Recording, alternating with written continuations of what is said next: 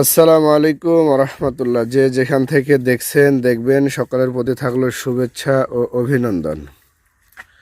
আমাদের পুকুর পাড়ে মাছের খাবারের জন্য আমরা একটা ফার্মেন্টেশন তৈরি করে থাকি। এই ফার্মেন্টেশনটা এই যে এরকম, এখানে আছে খৈল আছে 10 কেজি, গোবর আছে 40 কেজির মতো, এবং ড্যাপ সার আছে 50 কেজি।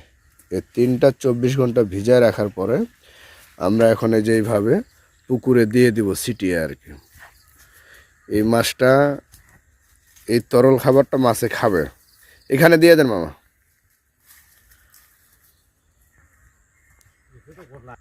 এই যে ছিটাই দেবো, আরেকটু দূরে দাও মামা, দূরে দাও। বাস এভাবে ছিটাই দিলে হবে কি, সবগুলো মাছ এই পানিটা খাবে, জু প্লাঙ্কটন তৈরি হবে। হ্যাঁ, জু প্লাঙ্কটন তৈরি হলে পানিটা অটোমেটিক একটা খাবার তৈরি হয়ে যাবে। এই খাবারটা যখন মাছ খাবে, শীতের সময় মাছগুলো সুস্থ সবল এবং স্বাস্থ্যবান হবে আর কি, পানি খাওয়ার পরে।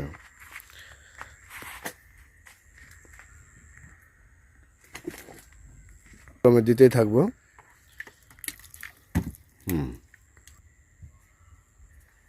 আমার মামা এই যে এইভাবে দিয়ে দিব।